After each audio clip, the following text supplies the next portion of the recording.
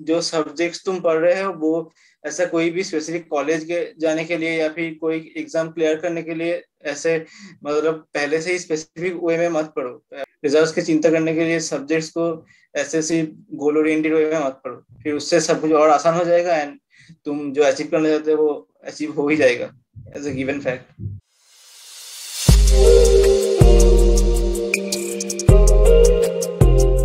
Hello everyone, my name is Nikhil Upadhyay and welcome to AIMS Pioneer. So हमारे साथ आज present हैं Soumyadeep and he secured all India rank 17 ना।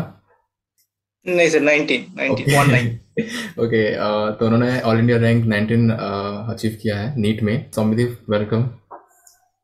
Thank you sir for inviting me to such a good session. Okay thank you. और बता कैसा feel कर रहा है भाई चैनल पे आके सभी तो अच्छा ही लग रहा है। एम्स बढ़िया। दिल्ली में आने का मौका मिल गया।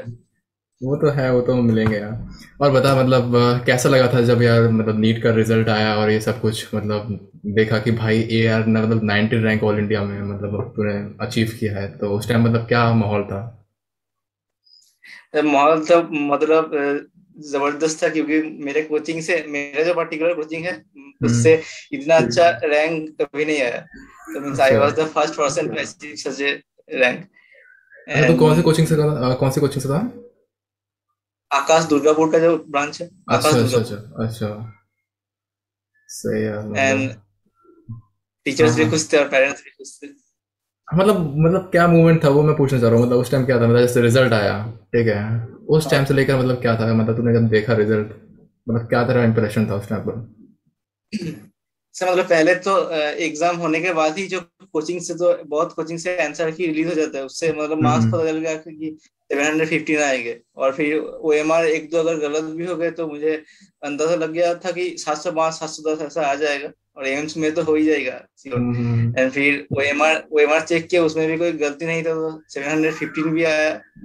एंड फिर मैंने रैंक थोड़ा सा ना कि 1 to 10 सोचा था, मगर इस बार इतना रैंक इंफॉर्मेशन हो गया तो 19 है, मगर वो भी मतलब कुछ इसमें तो हो ही जाएगा। सही एंड है। इसलिए टीचर्स भी खुश थे, पेरेंट्स भी खुश। अच्छा, तो यार मतलब तेरा स्कोर जो है वो 720 में से 715 है ना? और तेरा हाँ मतलब हाँ। मतलब वैसे स्कोर कितना है फिजिक्स केमिस्ट्री और बायोलॉजी का? फिजिक्स में 180 है, केमिस्ट्री हम्म। में 180, और बायोलॉजी में एक गलत हो गया, जूलॉजी में अच्छा, तो थ्री तेरा फिफ्टी थ्री फाइव हो फिफ्टी गया फाइव उसमें। होगा। बढ़िया है। तो मतलब ये यार जो नीट का तेरा जो इंस्पिरेशन है मतलब कि डॉक्टर ही बनना है, तो ये तेरा कब से मतलब माइंड में ना स्टार्ट हुआ कि भाई मेरे को नीट ही एग्जाम देना है, डॉक्टर बनना है मुझे? ऐसा है कि 9th में मुझे साइंस में बहुत इंटरेस्ट था, तो मैंने सोचा कि आगे साइंस ही परस्यू करते हैं, और उसमें हम्म। बायोलॉजी में ज्यादा इंटरेस्ट था, तो मैंने देखा कि क्या क्या ऑप्शंस हो सकते हैं, तो इसमें तो मेडिसिन मुझे अच्छा लगा एज अ करियर। तो यही मैंने परस्यू की, बहुत ये ठीक मतलब प्रिपरेशन है किया स्टार्ट। मतलब मैं इसलिए तो पूछ रहा क्योंकि यार मोस्टली बच्चे क्या होता है कि यार फैमिली में कोई डॉक्टर नहीं है तो एक काम करते हैं डॉक्टर बनते हैं, ठीक है, या फिर मम्मी पापा ने बोल दिया कि भाई यार तुझे डॉक्टर ही बनना है, ठीक है, तो चलो यार मैं मतलब मेडिकल की प्रोफेशन के लिए या फिर नीट की प्रोफेशन के लिए डॉक्टर बनने निकल लिए, तो ठीक है, मतलब तेरा खुद का पैशन था कि तुझे डॉक्टर बनना है ना? हम्म। मतलब रिलेटिव्स एंड फैमिली वालों का तो ऐसा भी दबाव था कि इंजीनियरिंग कर ले, क्योंकि मैक्सिमम आसपास के रिलेटिव सभी इंजीनियर है। अच्छा। तो मुझे मैथ्स उतना अच्छा नहीं लगता, इसलिए मैंने वो छोड़ दिया। उसका आइडिया था, खुद मतलब का ही तुझे आइडिया चूज किया। बायोलॉजी में तुझे ज़्यादा इंटरेस्ट था, तो इस वजह से तूने नीट जो एग्ज़ाम है वो चूज़ किया तूने, है ना? हाँ हाँ। सही है। तो यार जब तू प्रिपरेशन कर रहा था नीट का, तो उस टाइम पर मतलब सबसे ऐसे कोई सिचुएशन आई होगी ना जब तुझे लगा होगा कि भाई नहीं मेरे से नहीं होने वाला नीट, तो वो कौन सी सिचुएशन थी उस टाइम पर? कभी तो मतलब सर फील हुआ ऐसा तो होगा, मतलब कभी तो फील हुआ होगा कि मतलब कि भाई नहीं अब मुझे अब क्वाइट करना है, मतलब या फिर मैं बहुत ज़्यादा डिमोटिवेट टाइप का हो चुका हूँ। हर किसी स्टूडेंट के हाँ ऐसे, मतलब हाँ। हाँ पूरा प्रिपरेशन जर्नी मतलब इतना लॉन्ग है, वो तो चलता ही रहता है कि अप डाउन। कभी मोटिवेशन हाई रहेगा कि हम्म। ऐसा कर दें, कभी मोटिवेशन लो हो जाएगा। तो जब मोटिवेशन लो हो जाता था तब मैं अपने टीचर्स मेंटर्स या फिर पेरेंट्स को मतलब बोलता था कि ऐसा लग रहा है, तो वही ठीक मैनेज कर देते थे। एंड बाकी स्टूडेंट से भी मतलब जो पीयर ग्रुप है उससे ही बात करता था हम्म। कॉन्टिन्यूसली। मतलब डिमोटिवेशन से बहुत बचा जा सकता है। हाँ मतलब वही सिंपल चीज़ ये बोलना चाह रहा है कि जब भी डिमोटिवेट टाइप का कुछ आता है तो अपने पेरेंट्स या फिर तुम्हारे जो मेंटर्स हैं, बेस्ट रहता है कि अपने पेरेंट्स या फिर टीचर से बात करना सही रहता है ना। तो वो हाँ तुम्हें, हाँ। हाँ वो सबसे बढ़िया रहता है। अदरवाइज जो हम डिमोटिवेशन आता है ना, तो डिमोटिवेशन के बाद हम यूट्यूब खोल के बैठ जाते हैं भाई, किसी की वीडियो देख रहे, किसी की वीडियो देख रहे हैं हम, है ना। तो वो मतलब छोड़, मतलब वो एक थोड़ा टाइम का ही मोटिवेशन होता है, लेकिन वो उससे कुछ ज़्यादा इफेक्ट नहीं होता है जो एस्पिरेंट्स जो देखते रहते हैं वीडियोस वगैरह यूट्यूब पर। ठीक है। तो मेन चीज़ है कि अब तेरे यार नीट के जो एग्ज़ाम हैं, तो उसके लिए रिसोर्सेज क्या क्या थे? मतलब फिजिक्स के लिए तूने क्या पढ़ा, केमिस्ट्री के लिए तूने क्या पढ़ा, बायोलॉजी के लिए तूने क्या पढ़ा, और क्या क्या स्ट्रेटेजी थी फिजिक्स केमिस्ट्री और बायोलॉजी के लिए? वो हम स्टार्टिंग से स्टार्ट करते हैं, ठीक है। तो सबसे पहले फिजिक्स के लिए बता यार, फिजिक्स के लिए तूने क्या कैसे किया था? फिजिक्स के लिए मैंने तो अपने जो क्लास नोट्स है वो स्टैंडर्ड मान के चलता था, क्योंकि क्लास नोट्स जब सर मैम क्लास में पढ़ा देते थे तो घर हम्म आकर रिवाइज कर लेता था, हम्म और उससे बेस्ड जो क्वेश्चन प्रैक्टिस कर लेता था। और वो हो जाने के बाद मैंने ऐसे लाइक कोई भी standard coaching material student refer कर सकता है, जैसे कि मैंने वो आकाश का पैकेज फॉलो किया था। हम्म और वो ठीक ठाक हो जाने के बाद अगर ऐसा लगे कि कोई भी कॉन्सेप्ट ठीक से समझ नहीं आ रहा, तो मैंने कुछ कुछ कॉन्सेप्ट के लिए एच सी वर्मा रेफर किया था कॉन्सेप्ट के लिए। हम्म क्योंकि एच सी वर्मा में मतलब सभी कॉन्सेप्ट बहुत फ्यू में अच्छे से एक्सप्लेन किया है, उससे कॉन्सेप्ट अच्छा हो जाता था। और हम्म। क्वेश्चन प्रैक्टिस तो करना ही है फिजिक्स में, नहीं तो एग्जाम में गड़बड़ हो जाएगा। हाँ वो मेन ही रहता है कि अगर फिजिक्स है तो फिजिक्स के लिए 25% जो है वो थ्योरी होती है, और बेस जो रेस्ट जो 75% बचा हुआ है उसमें क्या होता है, न्यूमेरिकल पोर्शन होते हैं, है ना। प्रैक्टिस बहुत जरूरी है। हाँ प्रैक्टिस बहुत ज़रूरी है फिजिक्स के लिए। यार फिजिक्स की एक पीछे बताइए, फिजिक्स की एनसीईआरटी जो है वो कितनी क्या ज़्यादा इंपॉर्टेंट है? फिजिक्स की एनसीईआरटी करना चाहिए या फिर नहीं करना चाहिए स्टूडेंट्स को? पहले क्या था, पहले तो एम्स का सेपरेट एग्जाम था, तो उसमें तो एम्स के में तो फिजिक्स तो कंपलसरी था करने के लिए, जिसमें मोस्ट इंपोर्टेंट था 12 का मतलब पोर्शन। लेकिन अब नीट है, तो हाँ नीट के हाँ। लिए क्या 11th और 12th की जो फिजिक्स है वो करनी चाहिए फिर नहीं करनी चाहिए? ऐसे अगर टाइम है तो एनसीईआरटी फिजिक्स करनी चाहिए, क्योंकि एनसीईआरटी फिजिक्स में बहुत कॉन्साइज वे में एंड स्टैंडर्ड लैंग्वेज में सभी कॉन्सेप्ट अच्छी तरह से एक्सप्लेन किया हुआ है। और हम्म अगर एस्पिरेंट्स के पास ज्यादा मतलब ऐसा एंड के वक्त टाइम नहीं है, तो वो एनसीईआरटी फिजिक्स से सिर्फ कुछ कुछ पोर्शन ही कर सकते हैं, जैसे कि इम्पोर्टेंट इम्पोर्टेंट कोई कॉन्सेप्ट हो जाए, हम्म एंड उससे related summary and points to ponder का कुछ लाइन हो जाए। हम्म। एंड जो बैक एक्सरसाइज में जो एमसीक्यू क्वेश्चन दिया हुआ है वो अगर एस्पायरेंट कवर कर ले तो एनफ है, नीट के लिए तो अभी एनफ है। अच्छा, मतलब ये कि पॉइंट्स टू पॉइंटर जो दिया, मतलब जो थ्योरी दी होती है 11th और 12th वाले पोर्शन में वो इतने ज़्यादा नहीं है, जो बैक मतलब बैक पोर्शन में जो थोड़ी बहुत एक्सरसाइज दी हुई है, और मेन है पॉइंट्स हम्म टू पॉइंटर, और थोड़ी बहुत उसमें एक्सरसाइज फॉर्म में कुछ दिया होता है, पॉइंट्स दिए होते हैं, वो इंपॉर्टेंट है हम्म मेरे हम्म, बेसिकली ना। ठीक है यार। हाँ हाँ तो यार वही। साथ साथ में जैसे कि मान ले कि तू ये करता था कि जैसे कि किसी टीचर ने, तुम्हारे टीचर ने से पढ़ाया, एक कोई चैप्टर पढ़ाया, ठीक है, तो तू तुरंत हम्म। आकर उसी टाइम ही न्यूमेरिकल सॉल्व करता था उसके, या फिर क्या कैसे करता था, ये थोड़ा एक्सप्लेन करते यार। मैंने पहले तो क्लास में जो पढ़ाया हुआ है सर और मैम ने, वो तो घर आके कॉन्सेप्ट एक बार रिवाइज कर लेता था। एंड हम्म उसके बाद क्वेश्चन ऐसे लेवल वाइज प्रैक्टिस कर लेता था, पहले इजी फिर मीडियम फिर हार्ड। तो कॉन्सेप्ट ठीक से बिल्ड होता है एंड कॉन्फिडेंस भी मेंटेन रहता था। स्टूडेंट्स क्या करते हैं कि ऐसे कॉन्सेप्ट पकड़ लिया एंड समझ लिया कि मुझसे सब कुछ बन जाएगा, पहले ही हार्ड क्वेश्चन पे चले गए तो नहीं हुआ, तो फिर कॉन्फिडेंस जीरो हो गया एग्जैक्टली। एंड लग रहा कि फिजिक्स नहीं होगा मुझसे। ऐसा नहीं है, सब फिजिक्स सबसे ही होगा। पहले मतलब स्टेप वाइज बढ़ना चाहिए कि पहले लेवल 1 लेवल 2 लेवल 3 ऐसे करो। मैं तो ऐसे ही प्रैक्टिस करता था, मतलब जिस दिन क्लास में हो गया उस दिन खड़ा के लेवल वाइज प्रैक्टिस करता था, पहले इजी फिर मीडियम फिर हार्ड।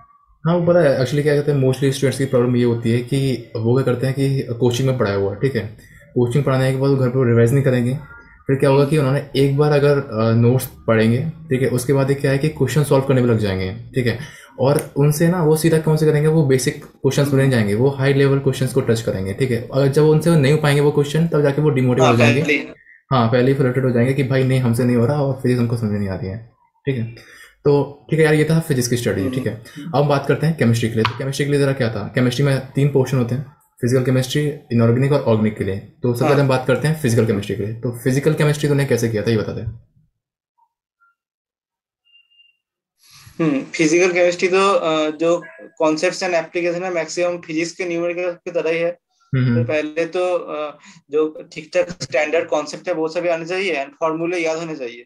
हम्म एंड उसके बाद वो फॉर्मूले एंड कॉन्सेप्ट को अप्लाई करके ज्यादा से ज्यादा न्यूमेरिकल एंड क्वेश्चन प्रैक्टिस करना चाहिए, तो फिजिक्स की तरह ही फिजिकल केमिस्ट्री आसान हो जाएगा। एंड इसके लिए कोई भी स्टैंडर्ड कोचिंग इंस्टीट्यूट का बुक या फिर जो मार्केट में बहुत सारे बुक चलते हैं वो रेफर करके एस्पायरेंट्स फिजिकल केमिस्ट्री को इजीली कर सकते हैं फिजिक्स की तरह ही। अभी फिजिकल केमिस्ट्री का मैं भी देख रहा हूँ क्वेश्चंस जो आ रहे हैं वो बेसिकली सभी फॉर्मूला बेस्ड ही आ रहे हैं, मोस्टली फॉर्मूला बेस्ड ही क्वेश्चंस हाँ हैं। Standard formal based. हाँ, फॉर्मूले अगर याद होंगे पुट करो आंसर तुम्हें मिल जाएगा अपने आप, ठीक है। एक दो लाइन के मतलब तुम्हें सॉल्व करना पड़ेगा और ज़्यादा कुछ नहीं है, ठीक है। तो सिंपल हुआ ये फिजिकल केमिस्ट्री के लिए स्ट्रेटजी। सेकंड हम बात करते हैं इनऑर्गेनिक केमिस्ट्री के लिए। तो इनऑर्गेनिक केमिस्ट्री के लिए सौम्य बता। इनऑर्गेनिक केमिस्ट्री के लिए पहले तो मैं कहूंगा कि एनसीईआरटी का लाइन बाय लाइन आना चाहिए, क्योंकि नीट में एंड जेई मेंस में भी जो इनऑर्गेनिक से सवाल है एनसीईआरटी से बाहर 100% नहीं आएंगे, जो आएंगे एनसीईआरटी से ही। एंड तो एनसीईआरटी का लाइन आना चाहिए। तो इस बार भी एक जैसे सवाल आया था कि टीटीएम जो हाइड्रोजन का आइसोटोप है वो कौन सा एमिशन करता है, बीटा एमिशन एनसीईआरटी में एक पैराग्राफ में फर्स्ट लाइन में लिखा है। अगर जो मतलब एनसीईआरटी लाइन बाय लाइन नहीं पढ़ा ऐसे भी वो इग्नोर कर दिया तो जितना भी मतलब कोचिंग का मटेरियल लगाते वो गलत करके आएगा, क्योंकि वो आता नहीं है। इसलिए पहले तो एनसीईआरटी का लाइन बाय लाइन आना चाहिए। और ऐसे ही नहीं कि सब रट लिए नहीं समझ गए, क्वेश्चन प्रैक्टिस जरूरी है। क्वेश्चन प्रैक्टिस के थ्रू एनसीईआरटी का लाइन बाय लाइन इजीली मतलब मेमोराइज हो जाता है। तो देखो यार, इनऑर्गेनिक के लिए तो सिंपल है कि हर किसी को भी, अगर मैं टॉपर की बात करूँ, कोई भी टॉपर है, सौम्य वकीलन नहीं, मतलब बहुत भी जो टॉपर्स हैं एम्स या फिर ज़्यादा जो नीट एग्जाम है, तो उसमें हर एक टॉपर्स का एक ही पॉइंट ऑफ व्यू है कि इनऑर्गेनिक केमिस्ट्री के लिए बेसिकली आपको जाना है सिर्फ एनसीईआरटी पर। एनसीईआरटी के अलावा कोई बुक है ही नहीं है इनऑर्गेनिक केमिस्ट्री के लिए बेसिकली, ठीक है। फिजिकल केमिस्ट्री के लिए कोई भी स्टैंडर्ड बुक हो, ठीक है। जैसे कि मैं अगर बात करूँ प्रेफर कर सकता हूँ जैसे कि एन अवस्थी, यार ठीक है। हाँ हाँ, एन अवस्थी अच्छा ठीक है। हाँ, तो उसके बाद क्या है कि कोई भी अच्छा कोई भी कोचिंग का मॉड्यूल हो, एलन हो, आकाश हो, कोई भी उठा लो, उसमें से न्यूमेरिकल बहुत अच्छे दिए होते हैं उसमें भी, ठीक है, वो लगा सकते हैं। तो फिजिकल इनऑर्गेनिक केमिस्ट्री के लिए ये हो गया, ठीक है। अब हम बात करते हैं ऑर्गेनिक केमिस्ट्री के लिए। तो ऑर्गेनिक केमिस्ट्री के लिए तूने संदीप क्या कैसे किया था वो बताता हूँ। ऑर्गेनिक केमिस्ट्री के लिए जो नेम्ड रिएक्शन है एंड अदर जो रिएक्शन है उसका पहले तो मैंने ये किया कि मैकेनिज्म अच्छे से समझ लिया था। तो अगर मैकेनिज्म अच्छे से दिमाग में बैठ गया तो अगर क्वेश्चन बीच में से भी आ गया तो सॉल्व हो जाएगा। जैसे ऑर्गेनिक केमिस्ट्री को रट लेना नहीं है, सिर्फ इनऑर्गेनिक की तरह समझ के अगर पढ़ोगे एंड उससे बेस्ड एप्लीकेशन बेस्ड क्वेश्चन ज्यादा करोगे तो ऑर्गेनिक इंप्रूव होता जाएगा। ऑर्गेनिक का मतलब हर चैप्टर दूसरे चैप्टर से लिंक्ड है। पहले पहले जब चैप्टर कोई भी एस्पायरेंट करेगा तो ऐसा फील नहीं आएगा, एंड में जब सब चैप्टर हो जाएगा कंप्लीट तब जाके फील आएगा। एंड क्वेश्चन प्रैक्टिस करना बहुत इंपॉर्टेंट है जो हाँ, ऑर्गेनिक के लिए। और मोस्टली जो स्टार्टिंग के जो चैप्टर्स हैं, तो जीओसी 1 और जीओसी 2 जो है, ठीक है, रिएक्शन मैकेनिज्म जिसे बोलते हैं, तो वो बहुत ज़्यादा इंपॉर्टेंट है, ठीक है, क्योंकि आधे से ज़्यादा वो तो बेस है उसका। हाँ, ऑर्गेनिक केमिस्ट्री मतलब 50% से भी ज़्यादा जो पोर्शन जो है इंक्लूड करता है ऑर्गेनिक केमिस्ट्री का, वो ये दोनों चैप्टर्स ही होते हैं, ठीक है। तो ये दोनों चैप्टर्स आना बहुत ज़रूरी होते हैं, ठीक है। तो इसमें यार ऑर्गेनिक केमिस्ट्री के लिए और इसका एनसीईआरटी का क्या रोल है वो बताएगा। ऑर्गेनिक केमिस्ट्री में एनसीईआरटी का जो नेम्ड रिएक्शन है वो सारे आना चाहिए, एक भी मिस नहीं होना चाहिए। और चाहो तो वो नेम्ड रिएक्शन का जो मतलब रिएक्शन मैकेनिज्म है इंटरमीडिएट है वो भी अच्छे से देख लेना चाहिए। और जीओसी के लिए तो वो तो कॉन्सेप्ट बेस है, वो तो कहूंगा कि एनसीईआरटी में जो स्ट्रक्चर वक्चर दिया हुआ है वो सभी टिक्स आना चाहिए। और जो आईयूपीएसी नोमेनक्लेचर ये वाला तो एनसीईआरटी लेवल पे ही क्वेश्चन आता है, एप्लीकेशन ठीक ठाक आना चाहिए एनसीईआरटी पढ़ के। तो यार ये हो गया ऑर्गेनिक केमिस्ट्री के लिए, ठीक है। तो फिजिक्स की हम बात कर चुके हैं, केमिस्ट्री की बात कर चुके हैं, अब हम बात करते हैं बायोलॉजी के लिए। तो यार बायोलॉजी जो है वो सभी स्टूडेंट की मोस्टली के लिए मतलब ठीक होती है, ठीक है, हर कोई अच्छा स्कोर कर लेता है, लेकिन जो है स्कोर अच्छा नहीं कर पा रहे हैं तो उनको यार कुछ टिप्स देते हैं कि उनको क्या कैसे मतलब वो करें जिससे वो अच्छा स्कोर कर सकें 2022 में नीट के एग्जाम में। तो पहले तो मेरा बायोलॉजी फेवरेट सब्जेक्ट था, मैंने सोचा था कि बायोलॉजी में फुल स्कोर करूंगा और गलती हुआ तो अभी फिजिक्स केमिस्ट्री में हो जाएगा, मगर एग्जाम में बायोलॉजी से मेरा एक क्वेश्चन गलत हो गया। तेरा कौन सा क्वेश्चन गलत हुआ और था? वो एसटीडी वाला क्वेश्चन था ना कि एसटीडी कैसे फैलता है, तो उसमें वो किसिंग वाला इंक्लूडेड नहीं किया था एनटीए ने, और मैंने एक्स्ट्रा पढ़ा था कि वो होता है, मगर एनसीईआरटी तो एनटीए फॉलो करेगा इसलिए हाँ, मेरा क्वेश्चन एनसीईआरटी गलत हो गया। प्रीफर नहीं, वो एनटी वाला प्रीफर करेगी वो तो। तो यार मतलब क्या कैसे, मतलब जैसे मैं बात करूँ प्लांट फ्यूजर की बात करूँ, ह्यूमन फ्यूजर की बात करूँ, तो थोड़ा मतलब ब्रीफली बता मतलब चीज़ों को बायोलॉजी के बारे में कि क्या कैसे करना चाहिए। जैसे हाँ जैसे फैक्ट बेस्ड चैप्टर जैसे है कि morphology of the flowering plant वो सब, एंड एनिमल किंगडम, वो एग्जांपल सारे एनसीईआरटी से आने चाहिए। एक बस जो है वो लिख लिख के या फिर फ्लैश कार्ड्स, कोई भी स्पेस डिस्ट्रीब्यूशन मेथड यूज करके वो एग्जांपल सारे आने चाहिए सभी चैप्टर से। और जो कॉन्सेप्ट वाले चैप्टर है, ह्यूमन फिजियोलॉजी, प्लांट फिजियोलॉजी, वो ठीक से समझ लेना चाहिए। एंड समझ लेने के बाद ही एनसीईआरटी का लाइन बाय लाइन याद हो जाता है, क्योंकि वो एक्स्ट्रा कुछ नहीं है, जो कॉन्सेप्ट है वही एनसीईआरटी में प्रिसाइज फॉर्म में दिया हुआ है। तो अगर जो कॉन्सेप्ट वाला चैप्टर है तो एनसीईआरटी ठीक से कवर हो जाएगा। ठीक है यार। तो ये तीनों जो थी वो थी सब्जेक्ट वाइज स्ट्रेटेजी थी, फिजिक्स के लिए भी, केमिस्ट्री के लिए और बायोलॉजी के लिए। ठीक है। तो अभी बता कि तेरा जो है वो डेली का टाइम टेबल क्या होता था पढ़ने की, मतलब जैसे कोचिंग में ज़्यादा होगा तो। ठीक है। अभी तो क्या था कि ऑनलाइन भी पहले चल रही जो थी कोविड की वजह से, तो ठीक है। तो तेरा डेली का शेड्यूल क्या होता था, मतलब कब जागता था, क्या क्या पढ़ता था, मतलब ये सारा चीज़। मतलब जब कोचिंग स्कूल दोनों चलता था तब तो मतलब मंडे से लेके फ्राइडे तक स्कूल होता था और सैटरडे संडे कोचिंग होता था। और जब स्कूल होता था, मैं स्कूल में भी ऐसा नहीं कि मैक्सिमम स्टूडेंट समझते हैं कि स्कूल में जाके सिर्फ टाइम लॉस होगा, कुछ नीट का या फिर जेई का प्रिपरेशन नहीं होगा, ऐसा कुछ नहीं है। स्कूल में जो बेसिक कॉन्सेप्ट पढ़ाया जाता है एंड बोर्ड में जो बेसिक कॉन्सेप्ट से क्वेश्चन आएगा, उससे ही एडवांस लेवल का क्वेश्चन नीट एंड जेई में आएगा। तो स्कूल में भी ठीक से पढ़ा जा सकता है कॉम्पिटिटिव एग्जाम के लिए। तो मैंने तो स्कूल अटेंड करता था और सारे जो बेसिक फंडामेंटल कॉन्सेप्ट है स्कूल में क्लियर कर लेता था, एक्स्ट्रा क्लास लगा के।